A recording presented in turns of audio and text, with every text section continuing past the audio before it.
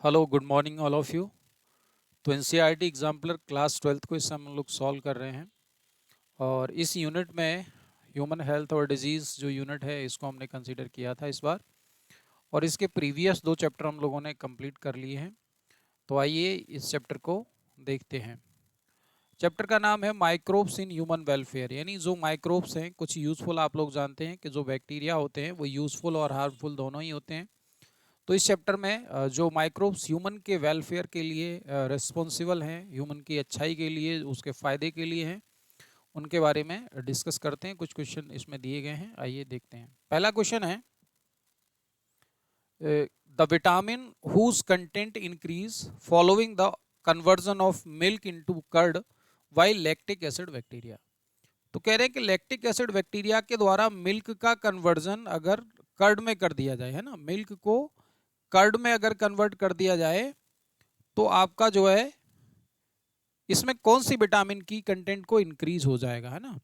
तो आप लोग जानते हैं कि मिल्क से जब कर्ड बनता है तो इसमें विटामिन B12 की कंटेंट इंक्रीज हो जाती है और इसको जो बैक्टीरिया इस प्रोसेस को कैरिड आउट करता है that is the lactic acid bacteria. तो ये क्वेश्चन इस तरीके से आपका सॉल्व हो गया। नाउ नेक्स्ट क्वेश्चन लिख रहे हैं waste water treatment generate a large quantity of sludge which can be treated by. तो वेस्ट वाटर ट्रीटमेंट जब आप करते हैं तो वहाँ पे एक लार्ज क्वांटिटी में स्लज यानी कह सकते हैं हम जो क्रिएट होता है उसको किस तरीके से ट्रीट करते हैं। तो आप लोग जानते हैं उसको हम ट्रीट करते हैं एनारोबिक डाइजेस्टर, है ना। एनारोबिकली हम उसे डाइजेस्ट करते हैं और इस तरीके से वो रिड्यूस हो जाता है और वॉल्यूम और उसका मास कम हो जाता है। नाउ नेक्स्ट क्वेश्चन है आपके सामने that is the methanogens bacteria are not found. कह रहे हैं कि मिथेनोजन बैक्टीरिया कहाँ नहीं पाए जाते, नॉट फाउंड। तो आप लोग जानते हैं रूमेन ऑफ कैटल। तो रूमेन क्या है एक्चुअली, आप लोग जानते हैं कि जो भी आपके कैटल्स या जो आपके एनिमल्स हैं उसमें जो स्टमक का एक पार्ट है रूमेन, है ना, उनके अंदर जो स्टमक है वो 4 पार्ट में पाया जाता है, तो उनमें से एक पार्ट रूमेन है। तो रूमेन ऑफ कैटल्स में बैक्टीरिया पाया जाता है। नाउ गोबर ऑफ द गोबर गैस प्लांट, तो आप लोग जानते हैं कि गोबर गैस में गोबर यूज होता है ना, तो उसके अंदर भी बैक्टीरिया पाया जाएगा। और bottom of water lost paddy field, है ना, जो पैडी फील्ड है हमारे धान के जो खेत हैं उनके अंदर बैक्टीरिया पाया जाता है। नाउ द एक्टिवेटेड स्लज, है ना, तो एक्टिवेटेड स्लज आपका है, इसके अंदर बैक्टीरिया नहीं पाया जाता है, तो आंसर आपका डी हो जाएगा। Now next question match the following list of bacteria and their commercially important product. तो match the following type question है, काफी इंपॉर्टेंट सवाल है। देखते हैं एस्परजिलस नाइगर, है ना, तो एस्परजिलस नाइगर आप लोग जानते हैं, आप इससे सिट्रिक एसिड ऑब्टेंड होता है। एसिटोबैक्टर एसिटी, तो इससे एसिटिक एसिड ऑब्टेंड होता है। क्लॉस्ट्रिडियम से ब्यूटारिक एसिड ऑब्टेंड होता है ना। और लैक्टोबैसिलस से आपका लैक्टिक एसिड ऑब्टेंड होता है। तो इस तरीके से आप इस क्वेश्चन को देख लेंगे। नाउ नेक्स्ट क्वेश्चन, ये भी मैच द फॉलोइंग है ना। तो मैच द फॉलोइंग में क्या है, स्टैटिन। तो स्टैटिन आप लोग जानते हैं ये क्या करता है, लोवरिंग द ब्लड कोलेस्ट्रोल, है ना। स्टैटिन क्या करता है, lowering of blood cholesterol. Cyclosporin क्या है, तो साइक्लोस्पोरिन आप लोग जानते हैं इम्यूनो सप्रेसिव एजेंट है। उसके बाद स्ट्रेप्टोकाइनेस, स्ट्रेप्टोकाइनेस क्या करता है, removal of clot from blood vessels, तो ये हो जाएगा सेकंड। नाउ लाइपेज, तो आप लोग जानते हैं lipase is the removal of oil stain, है ना, ऑयल के स्टेन को हटाने के लिए हम लाइपेज का यूज करते हैं।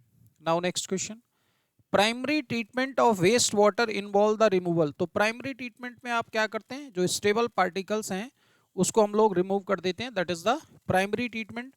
और आप लोग एक बात और याद रखेंगे कि प्राइमरी ट्रीटमेंट को आप क्या बोलते हैं, प्राइमरी ट्रीटमेंट को आप इसको फिजिकल जो है का है प्रोसीजर भी बोलते हैं ना, क्या बोलते हैं, फिजिकल फिजिकल प्रोसीजर या फिजिकल ट्रीटमेंट भी बोलते हैं, है ना, फिजिकल प्रोसीजर या फिजिकल ट्रीटमेंट के नाम से भी जाना जाता है।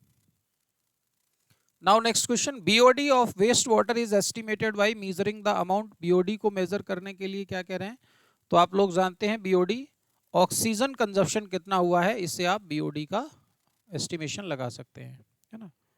BOD of water is estimated measuring the amount of, तो बीओडी में आप ऑक्सीजन कंजप्शन देखेंगे। Now next question, which one of the following alcohol drink is produced without distillation, कह रहे हैं कि alcohol drink without distillation.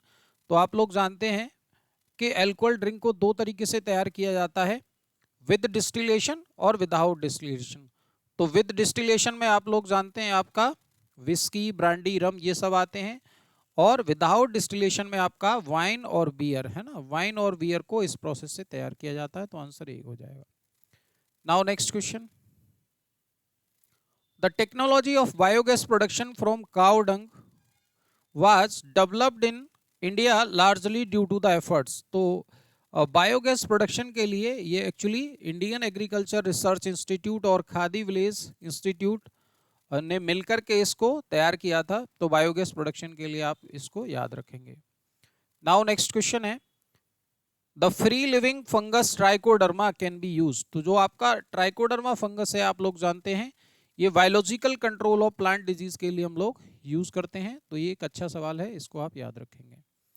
What would happen if oxygen availability of activated sludge of floc is reduce. कह रहे हैं कि activated sludge की अगर ऑक्सीजन आप रोक दोगे तो क्या होगा।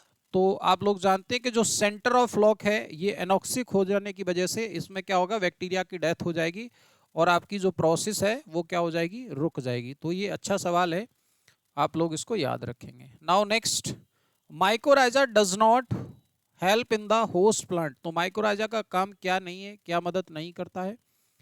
तो एनहांस इट फॉस्फोरस अपटेक, आप लोग जानते हैं माइकोराइजा फॉस्फोरस अपटेक कराता है।